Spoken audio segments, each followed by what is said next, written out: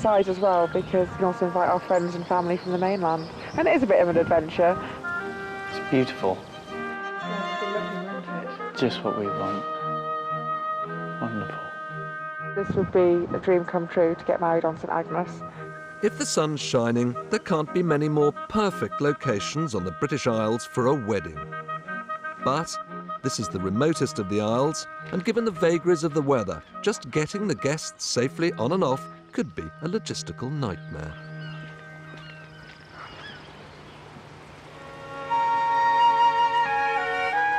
Over on the mainland, 60 miles away, an important meeting is taking place at Truro in the heart of Cornwall, which could have significant ramifications for island life.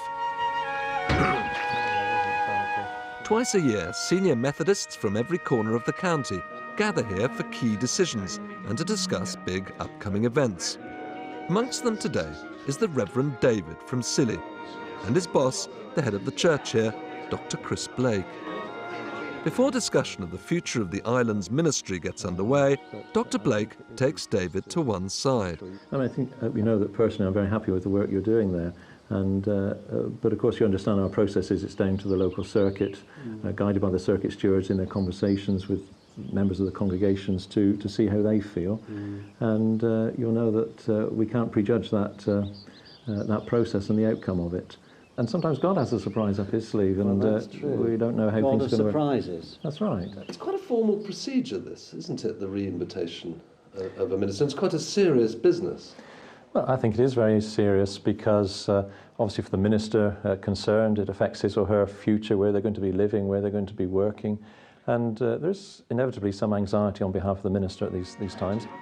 I think there are occasions where, as the chair of district, you pick up a feeling among the people that the minister's been there perhaps a significant period of time, and it's right for a change. And sometimes actually the people know that it's good for the minister to have a new challenge. They become a little bit too comfortable in an appointment. And so if that vote goes against him, he leaves? That's how it works out, yes.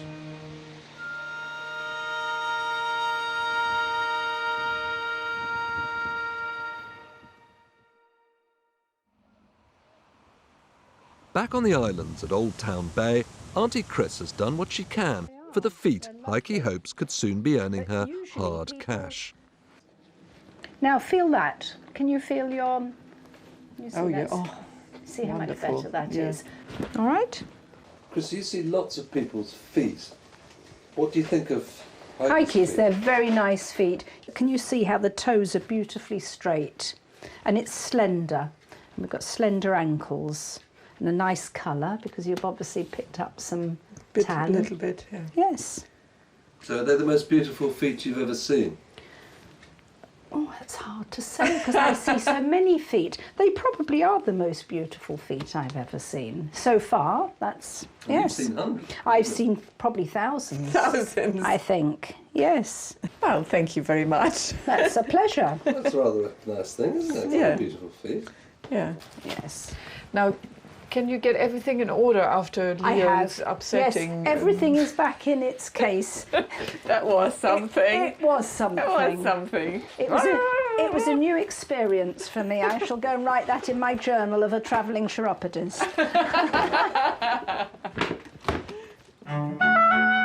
As the days go by, the thoughts of the locals and visitors alike are with the Scilly Boys rowers. The 4 island men manning the boat are already in New York, and there's not much anyone can do now except wait for news of the start of their epic transatlantic voyage. Tomorrow, the project leader, Ginger Jim, will be leaving Scilly to see the boys off. Jim runs a little clothes shop behind the harbour on St Mary's, and for the last 2 years, he's been the driving force behind the project. Before he goes, Ginger Jim is setting up an information unit in the tourist office so islanders can monitor the progress of the Scilly Boys boat. The aim is to beat the record of 55 days from New York to Scilly, set over 100 years ago. Jim will be bringing with him a vital piece of equipment they've been struggling to afford, a satellite telephone, which will be the only link between the 4 men and their families and friends on Scilly. Jim's so worried about the safety of the boys that he's paid the bulk of the £1,500 for the phone with his own hard-earned cash. I'm so pleased, really. You know, it's a lot off everybody's mind now. We're dealing with people's lives here. That's why you would, even yourself, just put your hand in your own pocket, because it's that essential. Well, you couldn't live with yourself, could you, if you were just denying somebody's safety equipment just for a few extra pounds. You know, we'll be in daily communication through this equipment, and we're looking at the best route and talking about how things are going. So it'll be great. So you'll be living it through them. This one is very, very personal. Personal attachment. I've been attached to other ocean roads, but this one is, you know, a team from the island. Wow. Can you imagine what's going to happen when the guy's going to come back? We'll have boats, a flotilla of boats. There won't be a dry eye, will there? No, it'll be absolutely stunning. Absolutely stunning.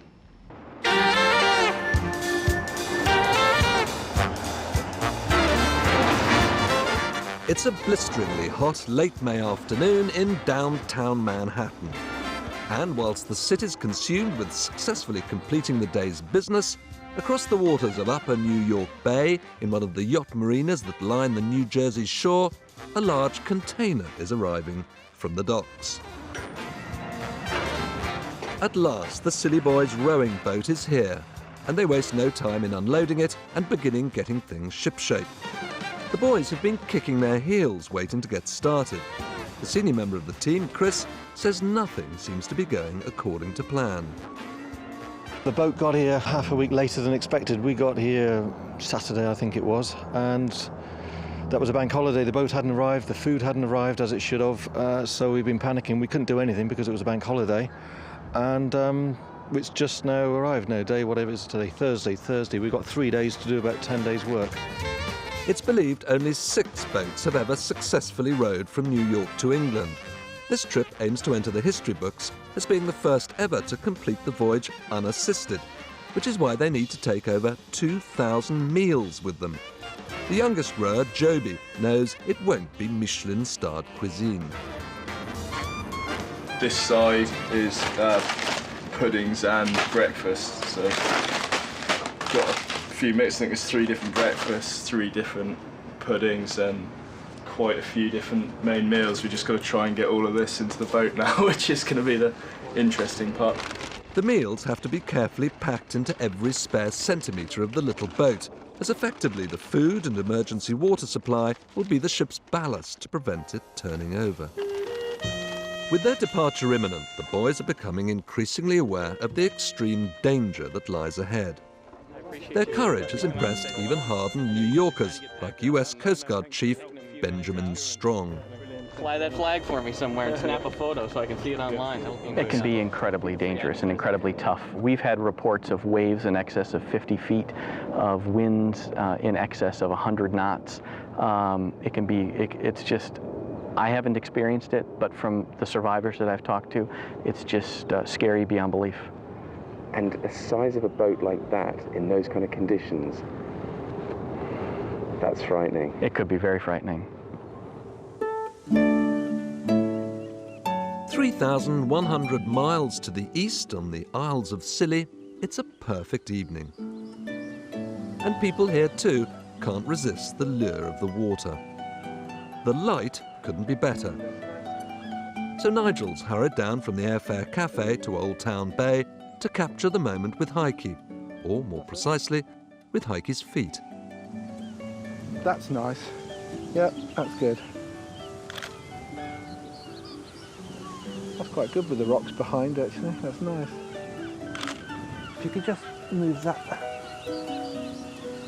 No, move them both like that. Yeah? And again, can you, without contorting yourself. I am contorting myself. You're used to this, Heike. Yeah. You used to do this for a living. Yeah, 20 years ago. Nigel will prepare the best of his pictures for a portfolio to be sent to the London modelling agencies. Heike's been told she'll know within the week whether her feet really do have a future in showbiz. That's nice. Lovely. That's brilliant. Okay. Yeah, I like those. In New York, the boys have been making up for lost time and are almost ready to set off. They've been told that in terms of the weather and tidal currents, the day after tomorrow is the ideal moment to leave. If they miss this window, the voyage may have to be delayed. Ginger Jim's arrived from Scilly with the precious sat phone. He's put his heart and soul into the boys' voyage, and being there to wave them off means everything to him. But to see him leave and everyone's a friend, wow, you know. Yeah. I've never been there. That's going to be quite amazing. And you'll be escorting them out in a boat, won't you? Yeah, we'll be following just right behind them. For as long as is possible? As long as possible, yeah. Yeah, past the Statue of Liberty and just see them disappear into the distance. Wow. I think reality will set into the guys there when they see the land disappearing. But they're up for it. If we get the weather, we're in for a record. There's no doubt about that. I think luck could be on our side on this occasion. And if it is, thumbs up, mate. You're looking very confident. Well, I'm guessing we're going to do all right. Just as everything is ready to go, confounding all the experts and weather reports, the heavens open with an almost tropical storm. This isn't the perfect start the boys had prayed for so long. All they can do now is wait and hope this is not an omen for the long, arduous days ahead.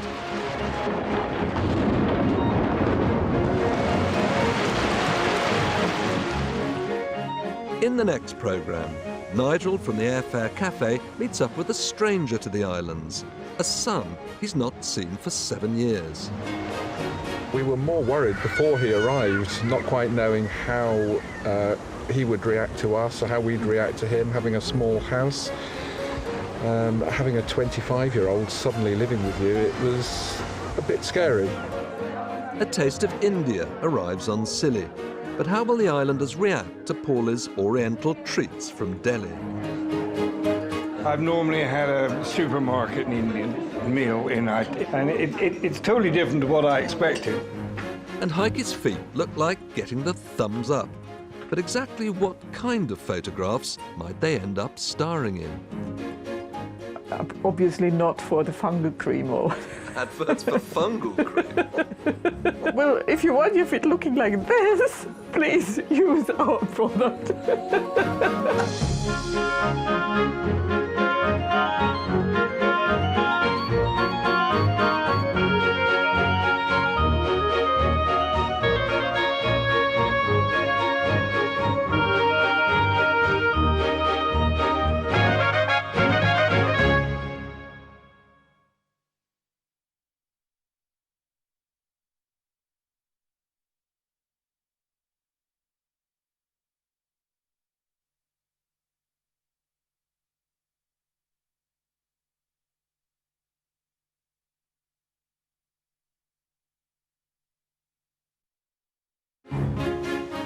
On the Isles of Scilly, the cash-strapped vet Heike is having her feet photographed in an attempt to revive her career as a foot model.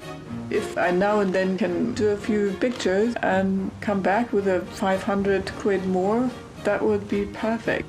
That's it, that's grand. For £500 I do nearly everything. Paulie the chef from the only pub on St Martin's has been to Delhi as part of his plan to introduce Indian food to the islands. We're on the quest then for the perfect curry for Scilly. That's it, the curry for Scilly. Now he and his girlfriend Thea are back home with a recipe they hope could win the islanders over. And after 2 years of preparation, the Scilly boys are all set for their epic transatlantic row from New York. Reality will set into the guys there when they see the land disappearing. They've got the one shot, and they're going to give it all they can, that's for sure.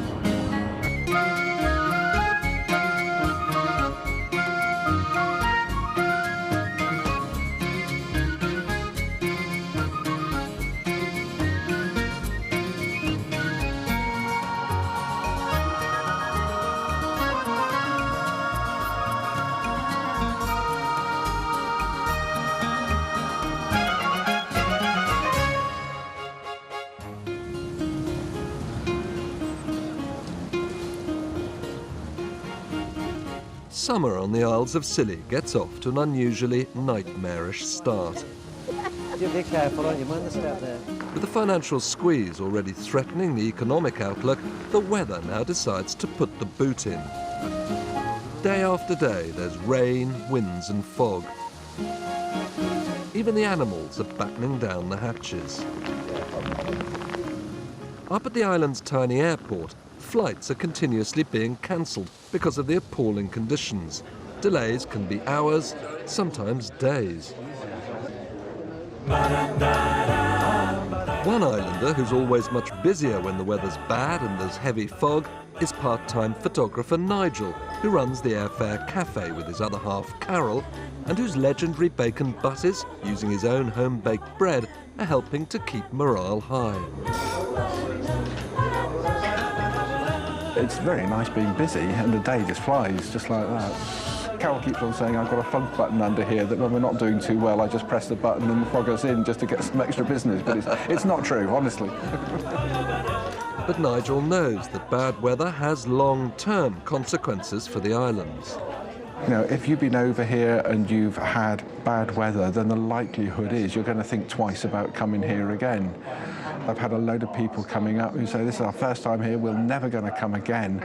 Because all we've had is delays, it's been raining, and they've seen it at its worst, unfortunately. So what we need is a bit more sunshine then? Yes, that would be good for everybody. It can rain at night, a bit of fog at night time would be ideal, if we can arrange that.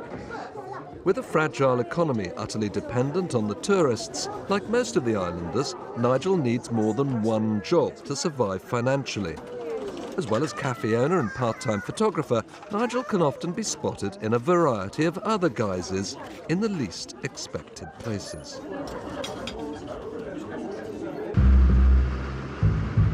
The island's vet, Dr. Heike Dawn, has been having a run of bad luck recently.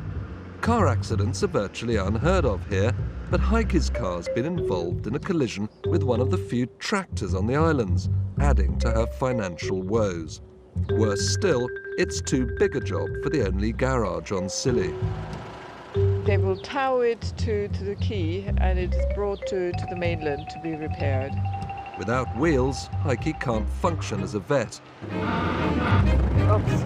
A neighbour lent her a battered old Land Rover, but she's had to hand that back.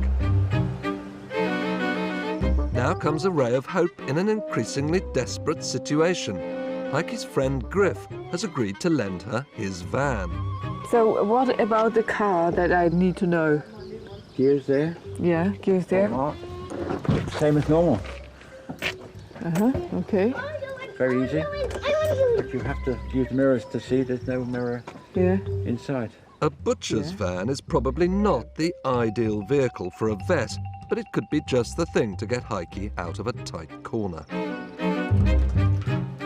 Now comes some good news too, in another aspect of Heike's life she has high hopes for. A mainland modelling agency has seen the pictures Nigel took of Heike's feet and would like to have a closer look at the real thing.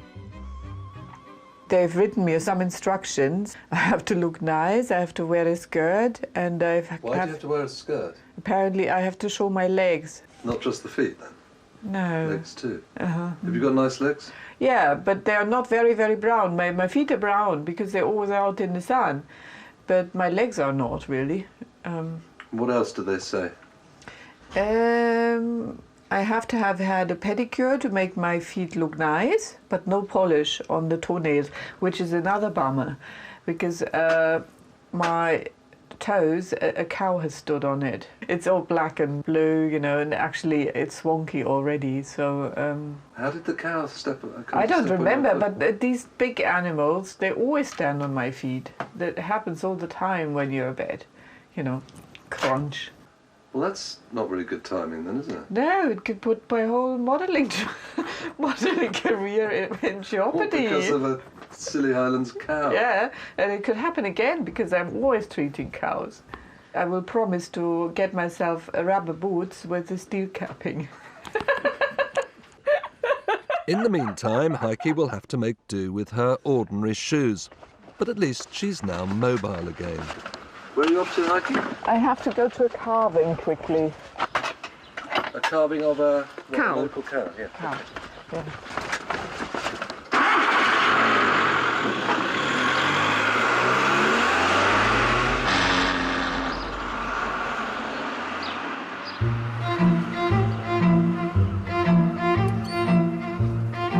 Just down the road at the manse, the island's Methodist minister, the Reverend David Easton, has recently become fascinated with an extraordinary story of true and heroic adventure. He's become so intrigued by this dramatic tale from over 100 years ago that he's having real trouble putting it down. It's an account of the first men ever to row across the Atlantic, and the sheer courage and tenacity required for their epic voyage has seized the minister's imagination. Today, the miserable weather persists as David joins a boatload of holidaymakers for the uncomfortable 25-minute journey to the most northerly island, St. Martin's. Because of his commitments to the other islands, it's not physically possible for David to travel to St. Martin's every Sunday. So when time and weather permits him to come, there's normally a good turnout in the tiny chapel which serves the island population of 100 souls. This summer we've been thinking about the Scilly boys making their Atlantic row, and I've been reading a book that was been written about the first two people, a couple of American Norwegians who rowed across the Atlantic in the 1890s. When you look at the... It's a bright Sunday morning 3,000 miles to the west in one of the luxury marinas in New York Harbour, where four silly men are about to follow in the footsteps of those two rowing pioneers and embark upon their own voyage of a lifetime. They want to be the first crew ever to row across the Atlantic without being supplied from passing ships en route. So all the food and safety equipment for what could be a 3-month voyage has to be packed into the little boat. While two men row, the other two will rest in the two watertight pods, fore and aft. Because this is the biggest story involving the Isles of Scilly for a long time, the BBC newsroom in Plymouth has sent over their own reporter, Alec Collier.